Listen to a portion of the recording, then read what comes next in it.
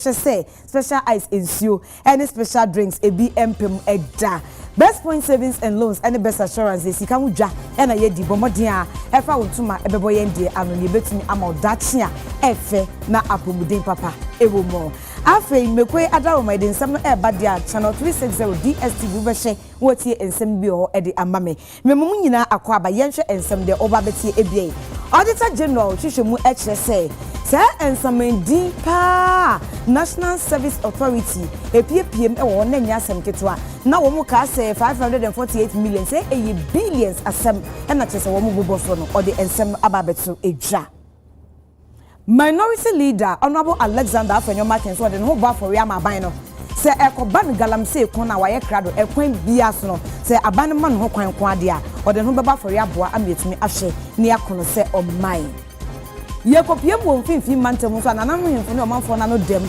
wo kire say akade a eboa emma asetena ya akono ne ye muade wo mo de adwonso ekura emfa ne ho kire say abo wo mo ama wo mo hu ba bi wo mo famfa omo chompa aban bema enka ebeye wo mo ede ensem ne bebre eka we hu ye de be ma wo e wo kase emo obahima efiakire me hena mede ensem no esomo yentie ensem no enchie moe aban lawyer penya osan ye oso for atenten ne ho nsem eso eye Dr. Dominic Ayine en wo ka say nanu ada no ka say ensem edi bi ne nam National Service Authority wo mon kratemo entina no kwa de offense say 548 million bi en o minor boka enhwehwemu koso asay omudi agro 2.2 billion Ghana cedis asem and asay kan wasem JA plant pool was overpaid by $2 million.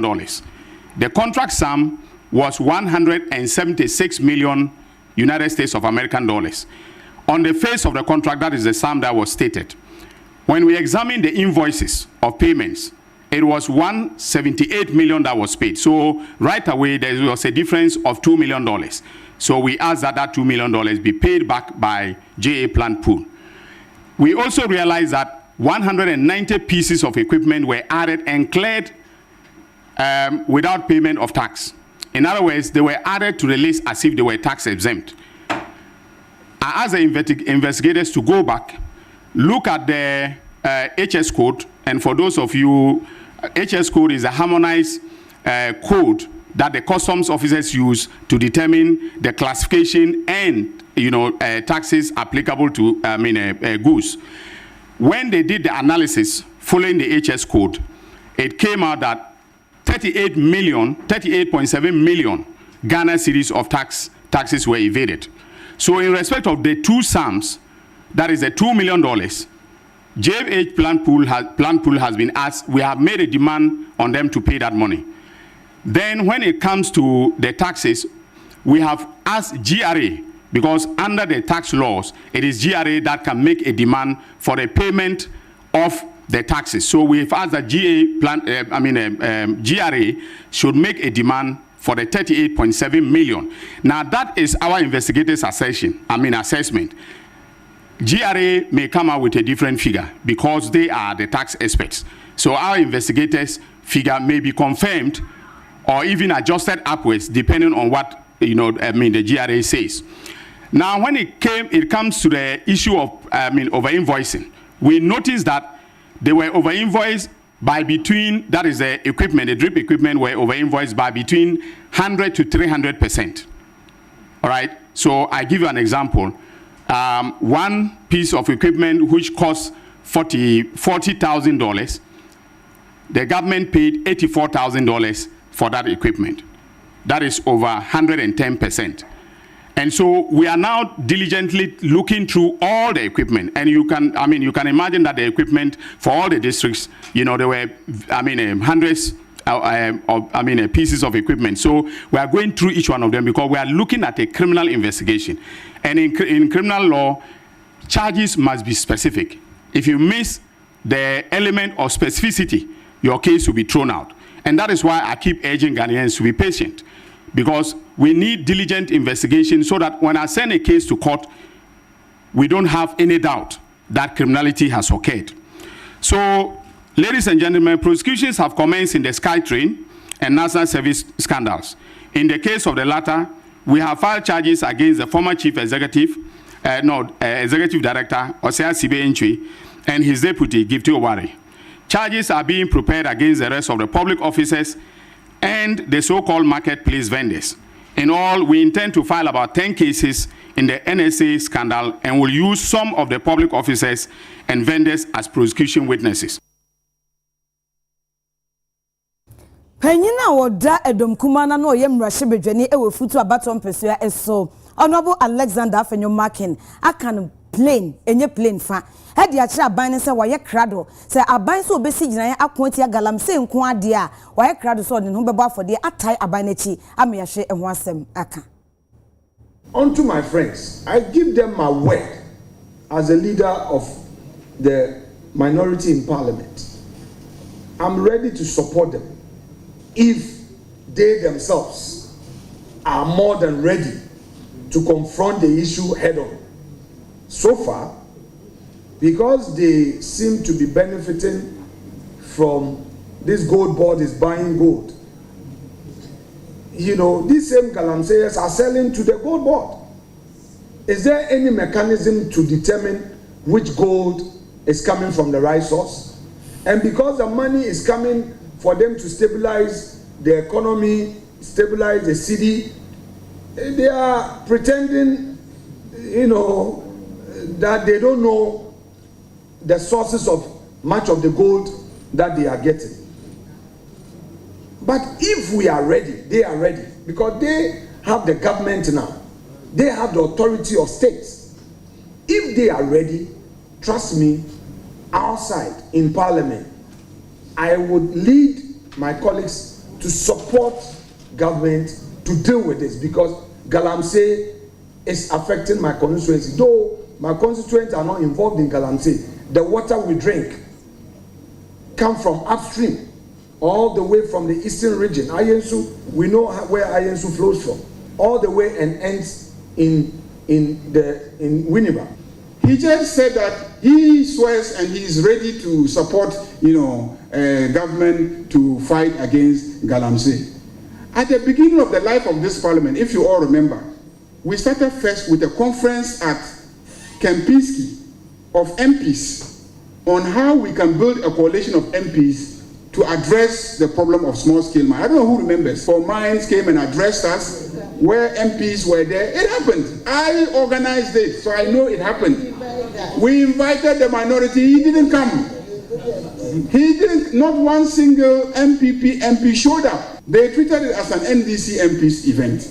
And from the beginning, the thing collapsed because there was no consensus to work together. You remember? Today, all over the place, I swear I'm ready to support. Let's stop the politics. Let's stop the politics. How ready are you to support? When we, from the beginning, we said, let's work together, because I take a position that every illegal mining activity is taking place in the constituency of a particular member of parliament. And so let's start with that member of parliament. He can help us address the problem, because it's a space that he has control over. And that was why yesterday I said that we will build a coalition of MPs committed to fighting corruption, so that we can help the Minerals Commission, the other state agencies, to see how we can get small-scale mining done properly. I have one belief. I have done some small history, and I know that history has taught us that wherever there is gold, people will go and try and dig it. Whether it is in America, or in Japan, or in China, or in Africa, wherever there is gold, people will try and dig it. All that is needed is for a strong state that regulates the exercise properly. Openyi bakwa wa bin wo bambo ensem emom. How ye Executive Director, Africa Center for Security and Counter-Terrorism. Hey, Ora Emmanuel Maunye Kotin Wakasa. Hey, UTV adijin sumedwumedie so de eto dwa se. Ehwehwemu mapa eto dwa eche se akodi a enye papa na ennam esumase bebre na asori omo die dwa na chese boko ene omo ekoguo. Eno kan obi ena boko enyo na ehinsam manso de bia na apagya ni muhum so ewo hoi. The issue of illicit weapons, okay, yeah, do some have several times. One aspect of your security high junior. Now, Osha United States of America, Omukra, Omwa legalize arms in some areas. So, Okodru, HBA, you can bear weapons. It makes it easier to even bear weapons the legal way. No, don't say a threat ma omu system. No, now Ghana ha no problem kakra na aba, and we have not averse our minds to. I say say your home say sa weapons we then na etime be di nkrofo we insan ansa na ya ka the effects of such weapons.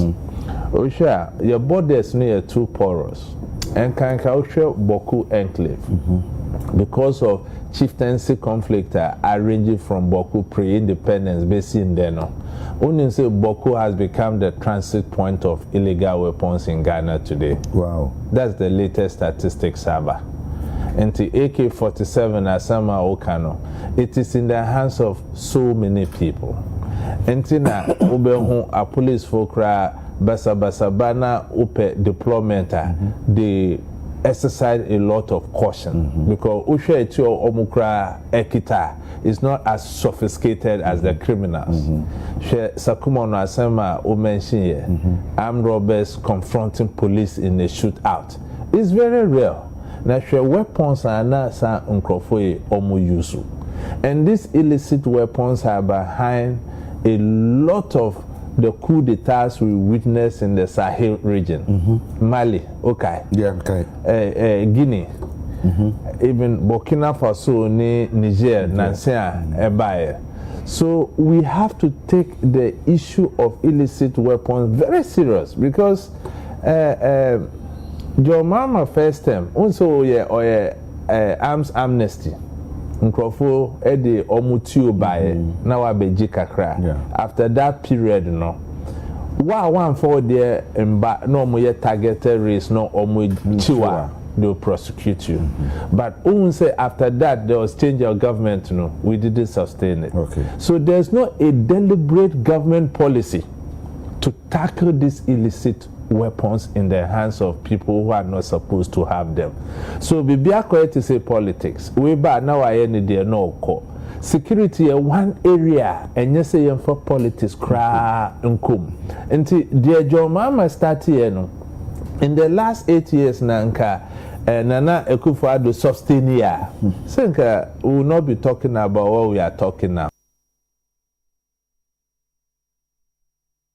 Simbi abo ejuma.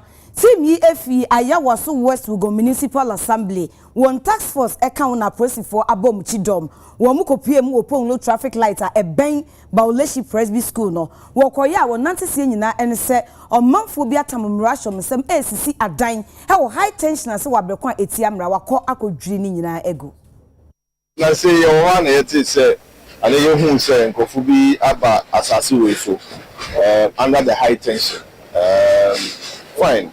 After the who said almost start so to wall, almost sacking of assassin so almost so omubisi, minimum mubisi. Number one, omuni building permits. Number two, they are building under high tension. Number three, we should be no handing in or blocking. I mean, what kind of lawlessness is this? One bar assassinating at least proves assassinating. So whoever this land they think they are developing on it, they should show their face. So that we will deal with them accordingly because you can't just enter Ayawaso West Wogon. Now if you say obi tuyaye na obi tuyaye na wako. Sa na omo ye wo so ono omaji obi asase omo nam omo jije thousand omo. I mean what kind of lawlessness is this in this country? By yentime ma obi permit say on sit down ewo high tension ase. Someone say high current fasa your friends and cables may very high. Accident between see at any time. And you advisable say Yabama obi building permit our high tension ase. Apart from that, Usha data namha. Oma be say data no. Oya be bo data ni nyina. O be sit dan our data ne so. Enti ama obi a permit say o be sit dan wa. Ye wa ha na nkrofo bi ba ha say o free national security. Ana mo sati ebo police for. Enti police for o free national defense police headquarters no. Omo sati say omo bu omo ana ye chi omo But apart from that, now, 3 days ago, this same group, I'm called Roman Rich, I'm called to 2 Crawford stores, and I'm also 1,000, every hour. Before I go to Baby Police, at the time I'm doing on but Saturday, the same group of people, I'm called Ibe Town, Landguard here, I'm called Ibe Town, I'm called Bubu Crawford, I'm Chinipa Bako, or that toilet, I know. Chino, you kidnapping no. Actually, the parents no. Shusha no. And he charging 4,000 cedis. And so now you release no. This kind of lawlessness in Ayawasu must stop. They come in the name of national security, but national security cannot do this. You saw what just happened behind. National security beating the police. This is unheard of. You are supposed to be working together. But anytime they come terrorizing people in name of what? National security. And this is not right. We are resetting Ghana, and His Excellency John Dramani Mama will not condone this, will not tolerate this such nonsense. And this must stop. This one say, "Ebien no mo ba be ye wa ha." E no mo ka che mi say, "Jeff, abel atom fie ha." No mo be ha. Mo ka say hanu ka ho because me ba okongwa me 32 years. Ha government plan and profit for yi. Me bada ye ka so mo ye aduma wa ha. E dey such a man that say panic chow. Na ye sre bi ni mu ye didi. Na ye aduma wo. Enti ye sre nu. Owu ye mobo apart time for wo. Yes, Ranu, because you know me by her, ever beside you. No question look at some boom said, yes, I'm about beside. Yes, Jaja. Say yes, Ranu, you have built constituency 24 years in your position. I have bread one day at Chipati Yasio. I pay a bread in a bayapa. Yes, Ranu. And yes, as an MP, I'm sorry, sir. You have a huge demonstration. Yadi kasiane ekopiem ewo emfimfim mantam emom yamane bofo Sylvester ewuabobe ewhedi obeto yenkra yenya ntiesi akwachi ofare ni bia oto abaye bia wadi mfinhia edumiensa emona ama aposifo asonimo Sylvester mahai ye no ba hema bibia boko de pati Yesu adomo na monso mo ye de yakofo huye mobo ye hoye pa ensam no nche mu nyina fadome yo oba hema ebe ye nanum ni ana abayiwa wo mfinhia adumiensa eye afare ni bia wo mfinhia aduanan kon ose ni 8,000 Ghana cedis ayira na sesika ne de o gidi pa se sa abofre na afesika yi obusa abofra se ne nsan kan o mefesika bia nti ewomu na ono ne boys bi guys bi hye ma amkofa ata abofre bai ni kuwura eye we base bi ama papa yi sika no anfa amade ono ne beda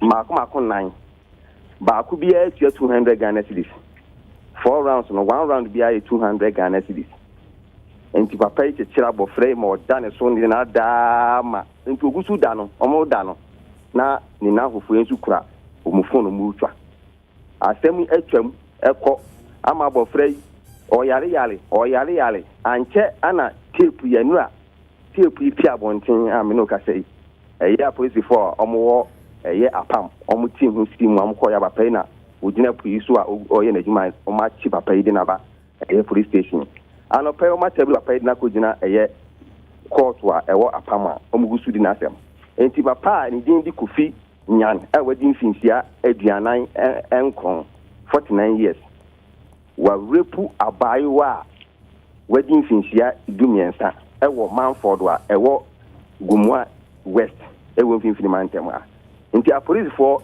esi enye ono nko ano ye sa de no wo mo kofa abofra ne bai ne omu video ni nyina ne si a police for e de omo gu mu a omo hwehwe san ko fo na chom na ba emrani nti we ni ade a esi ewo mfinfini mantem me no ka sei Sylvester Boameni ahefo kakra relationship na nkitamdie mapaban ena wo ofarini no ene abaya ne ntem sika na he no de toye ena osusu so abaya no nko ana afa yo ba he ma o siskane da ne dem skane dem ana skane da enti enim oni abofra ne ntem asem a abofra se no kweso afa otumi kowura dem ko yi papa ne sika aha o se ni sika ne da ne dem 8,000 Ghana cedis na so mu busa abofra so on first kasa no say ska wo de ko ye den 13 years girl then ade no de ko to ana o de ko ye nti etu se bia ye bosemu kasem bi na bia che papa ni wie na bia o kasa de a but abofran so on first ka bia sa aha ania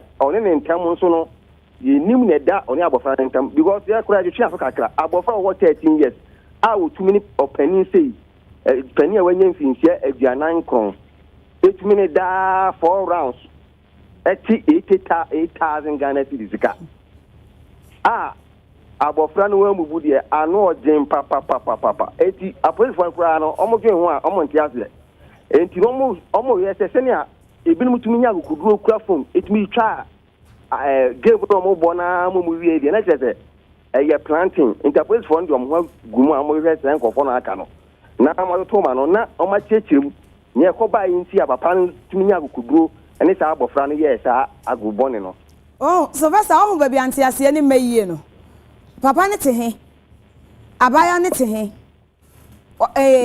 enkitawudie no da he sika no baby odoto e na akra ne nko a na ben ho wo hu question se pie ba no me ba so na pie ba nti ama antiase no ha abofra no papa na tikro ba akomo wo eye Manford ho okay almost 21 area ewo Manford wo but omontem no ana minu mienu no obi enim ne ekoso omontem ekozi tam omochi enu ana papa ne eka se obefa ne 8,000 bombufa abofra se ono me first ka bia ana busa papa ne se na papa na sika ne da he na abofra no so obefa ye o sika ne da ne dem enti entumi hu se bia papa na wa bo abofra no atona dwemu se obe odin befa sa akwan bone so ne achi na bia o twa sa atona bia enti police fo ndi o ma se mu fi ma se a nipa o ka ho no on beti o na o so anto ma no na no ku ewo mu no so apia bonten abaya ne de enya nenu masem bia nte wo ho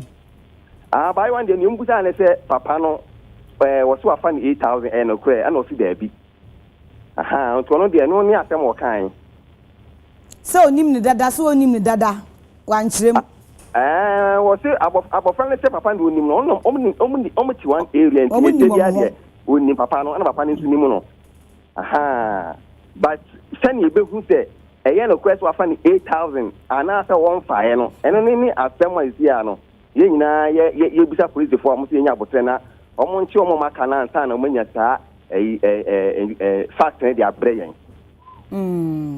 sani abaye se de wo kan de ne hono ba bia no do nani bo ne dwe meboa na bia papa pani mu finsi aduanan aduo 49 me pa no wa ye saa de empre 9 de we be bia bubu de na say obe game girl pa obe game girl Sylvester yada se kosoafo ani di akire na de be piepie fi ma ba bia na aboa yen akire me ba choma ti ni aba yada se pa yamane bofo Sylvester ewu abrobe di amane boy efinfinfin mantemo ena eba ya prosifo abamu die ensemisan kai ni nyina ebia nyame adom ebre ekoso na nhwehwemu eba na ebeboa yen ama yate ase se de ewose yenya asem no yenko ensemfofo emoi honorable Mavi school kuwa bisi boaten o yemrahye bedwani wo Ahanta West abaton pesua eso na odi ato dwachem se big push agenda ya NDC for kan wasem se omo de ba ama akwan ahoro atumpon ne ade no omani abro omo ba ne memma so akasa enya agro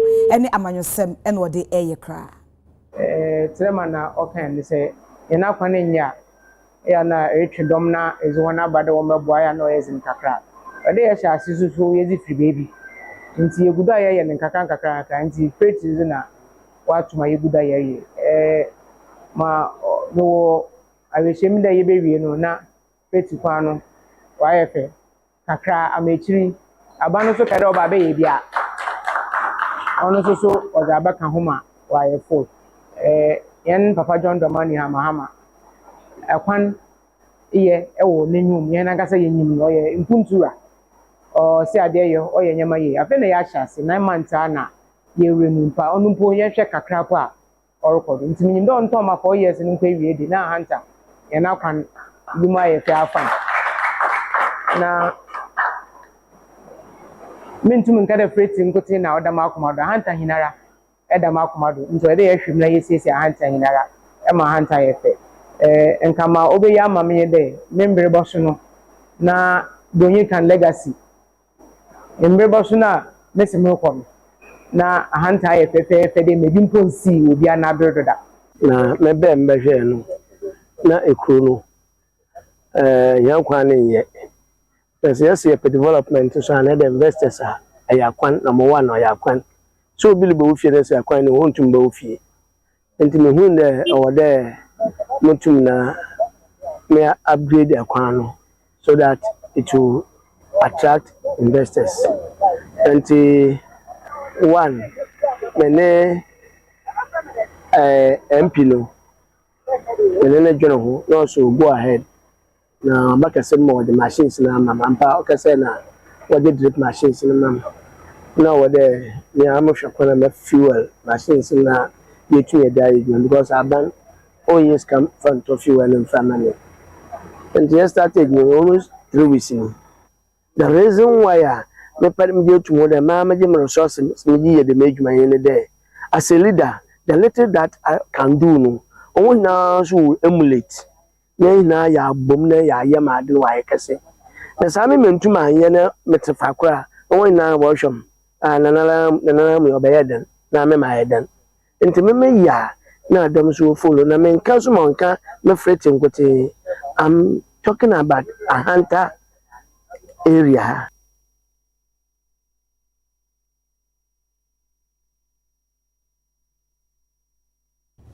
Gulumpe eye ekuro bi a ewo Kintampo North ewo Bunu East Mantam no emo ene emia atwa won hye nyina ma ne boy fi o etu dwache se ye de curfew ana ohye e de ato wo so esan se gonja ene konkomafo ho aka ho bia amache se de wo se niema ye sakasaka ewo no akoba ne sa sempanyifo e hye omanfo no e ma wo mu eda. This all misunderstanding is from poverty. Because why are they fighting and taking guns to load charcoal? This one say I have the right to load. This one say I have the right to load.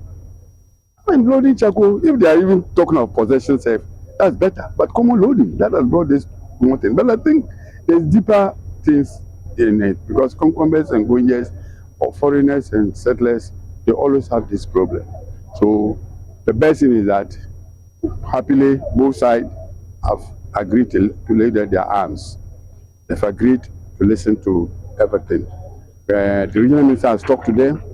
I've also talked to them on behalf of the overlord of the Gonja Kingdom. They've accepted it. So now we can now sit with them and see what is deeply involved. We are going to ensure that they comply to the fullest so that there will be total peace. We don't want situation whereby, like we did yesterday, engaging them, talking to them, they understood themselves. And lo and behold, look at what happened this morning. So the imposing of the curfew is good. We are going to ensure that they comply, and then there will be total peace, absolute peace within the Olympic community. We had a very extensive engagement. We've advised them they need to put their guns down. In totality, I can say that we are receiving good feedback, but we are not going to rest as RESEC, we are not going to rest as MUSEC. We are going to do our best to make sure total peace is restored in the town. I think it was on Sunday that we had a report that Concomes and Ganges at Bilimpe are at loggerheads. They have a challenge over who has to load charcoal into a vehicle. So this misunderstanding ensued to a challenge between the two of them. And at the end of the day, one was stabbed. So quickly, we were informed as a municipality. So the next day, Sunday, we had to get there to calm tempers down. We knew calm was really restored and they really understood us. The next morning, the Honorable Assembly members also called me and said calm has been restored. After some few minutes, let's say within an hour, within that very morning, then we had distress call again that there is a challenge in the community again. Then we have to quickly deploy extra men to go and augment those men who were on the grounds there to find out. Then we realized that there had been gunshots. So as I speak with you now, it claims 3 people have had gunshots, but on record we have not. There is no death. We don't have anyone who is dead as a result of this incident. Landguard for abo enipa mienu tuo amoma pura de ano ehye ni nyina afa banchifuo eho asemi si wo krase a eben adeso ewo poe mantam emo yenkohwe ne banchi bi oni anum na efunu nti yekoe no anum wefunu mu ena ka je nse ya banti yenche banchi no nka se edu o wetu amaten efim na mbizan se efunu nyina yan o sa ama 28 na ese te za de 9 no kire se ntua yetu banchi na no o de fa kwan nti okwan ya hwe nanim o mabiom yetu banchi be za ama mienu pe ye wa metwitwa na me se ninja ne boys ne pre o mama won shoot pepe eye me ndwane yesi kan ne ye we mobile phone nyina wa jeje ni nyina nti om kita bobo ya no mma bobo ya me fa ye kon om start buru ye okwan no so no mo de tuo no pimpim ye nim ona ne no ba ko de tuo no pim me nim se nti edu a ya pa junction ye ko na edu chikata on na ninja no tuo na tuo no aboba no be fa me ha nti tuo aboba na aye me ha se no bra kan no sa na eti emse na pay yana na banchi bia ese ekotu banchi e ko se ekotu banchi no banchi na etu na Landguard fi ba ho omba am se me ngwan am chutu yen and am start here bro ya twen bra kwan so di pepper spray egu meni mi ho hwe ti bro na obro meni tuo no de tun pim me ana mbe sa abobo ya ba na mbe sa ngwa abobo ya no nti e ko na ba ko ka se won fa yen ko poru na mko kum ye pleko na ba ko se de bi am fa yen ko police station na mo ti am de ko police station na ye du police station na police say na ko ye ko ne shite no on fa yen ko hospital na on titi answer ye ko hospital am titi yen wi na mo sande ko police station na ye na mba na am be yen ya ba fie no see dem yes aba penfo IGP ene ayi President Mahama yesra no ene NDC penfo Ghana penfo wo ka bia yie no wombre mu na wombre okrase krom ha na tuya nkofo na sua egu wo mo ponu mu no enye tuoketwa de bia mo tututuo se school bi wo broni bi na bebu school no se school no mo front bi nko ana mo tua wo tutunti hwene wo akwaye wo se enya me kura sanka tua bu ba fa obi ti ho a se wu no bewu nti yesra aban omre mu maye yet wakasiye no so dia ma ahwefo na yenua abenache buache abomodin akopiem ewo O'Reilly Senior High School on Krane natise nyina boko ni nyina ene se ni dwumadi ode esi ne so ye part a girl na cheso na makonyen so che sanitary party bi di ma emayo a wo mu ebu omsa esiesi omo kama enu bi na okoye a ode akoma emaye enia wo mu kasache part a girl project say idea is in so ameye over 4 years in now focus me say your mama no say oba hu odin isha na the incident sanitary part we should say 4 years ago and your mother do so hold on you need of sanitary part enti na e be people ha say you may your mother never be d and come fa wo a menstrual health no go monsa one of us keep you changes here and so we seeking for medical attention and also quite because we say this part and how they should keep themselves and also empower them and carry themselves. There were a lot of myths surrounding menstruation. I implement many bizarre questions.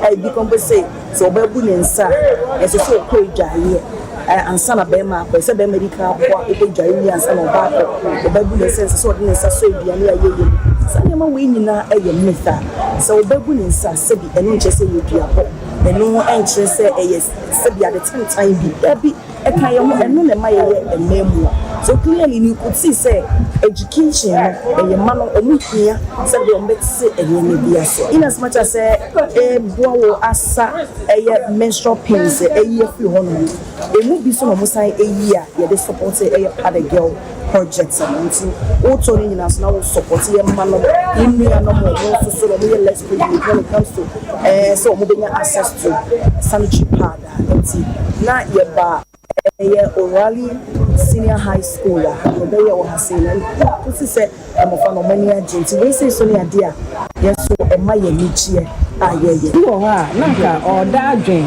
baby a the next part ebefiaba nka bibia betimi asi aka obia betimi adada obia betimi aka bibia kire no ama ne siga kakra bi ama na ye niema nka nsese oye esan pad but ene ya akora na nya bi no onim se ene die mi wo bi nti ye beda na si bebre na ye be sese omane ntoa so enye hanko ankora bebre wa abonten ho a omuhia sa mwei pad mwei kora bebre ho omuhia obi ho ha tell you on music pad krada o you see to mago handkerchief gauze ne niema ebi musi na omo de hata even at the boarding house ebi musi na omo hata na omo sign e de ahye emwa of menstrual health enti nim say we are omo be e ade a e de nsisan bebre ebeba abayewa bi abrabom pese me nda mystery asi e wo de obeye mani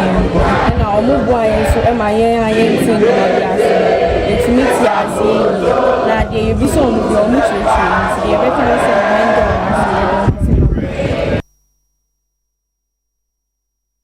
Nanan mo himfoni o manfo mo briwa ewo emfinfin mantam emu anodem wo se omure ho paawo ensuo besia ba omunya bimpo e na ode ade onjuma empanyifo emrem Yesu wasem no aye yo baba pa sende o do na peneshe mo fama wona mo kwan wo na waka so nso wo fama no ya tete o sende Yesu ye me ye ni na wayo enti so what to pipe na odi de nso wa ye tina no ya homte enti no ya da ohom na me yin na me na enti ye didi won koma no bende ye botu ya mechanic bo ne no ba ya tonto ka kana ke use bet ya kana soft content ye bele ha ti ye bele ya install reverse osmosis machines na oyin chinu nti ya appeal to NMP and NMC ye pele ya ba da podcast talk nkuti ana da nkofo wo ba ka do wo bo nsem nkuti o bo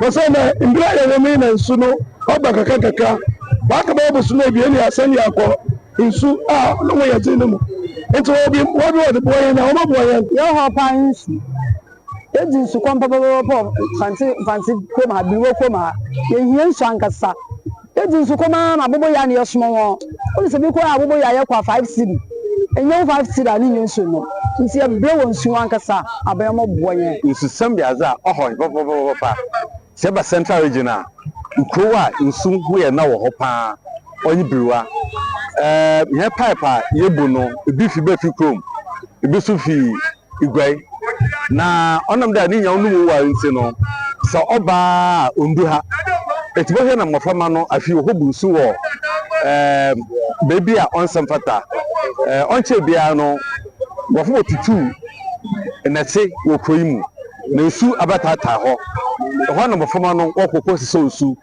onche bia na bibo taste mo opatuto toma owi eti na nanum atenase da wo bomo so butumu aye wotu boho eko ebien ebasa onsu krowi na boho otu so oyenchen eti wo pe mashibe sido na wotu wo nsire twuma brofo wotu anom na ni ya na chi otu moboa broman eti ya tutosre wona wosem obi ya tutosre wona o gina bio aban MP MCE obia wotu aboa do ombra moboa hen na broman yetu etu boho bebre nyame na adumara man kana adwuma ne nkrafo wo dzinti makwa akada nkan metsina fantima ha ye adwuma dzen mama kase kofie belem ibe pipe oba na se pipe insu antom insu amba we are talking about thinking outside the box otu yetu borehole wa head and so far I can say so very good if in 9 months we are building hospitals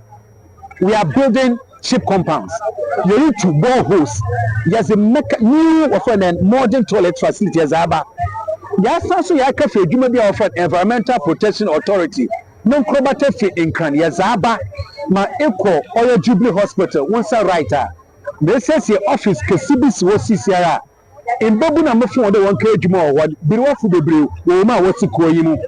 We make sure that in Crow Funds about 30 employment so Tamazama EPA in Koda Way and Chapa. Masaho, one boy head, young trade man and Fransman, Uncle Denim.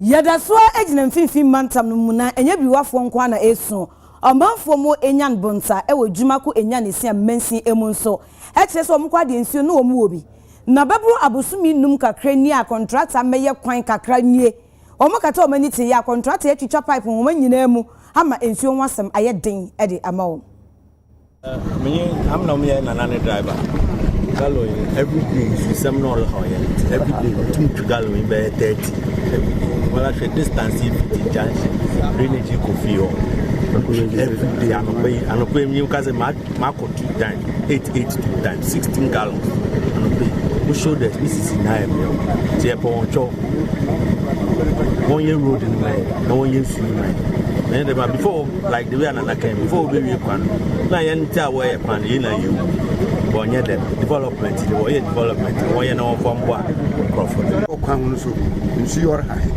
ti esranwa aban mrembi contractor no yin kasa no mbo school from akaman another emi opinion na meti ma fa be na wo nanso just am nanso ekọ be aboho wo asana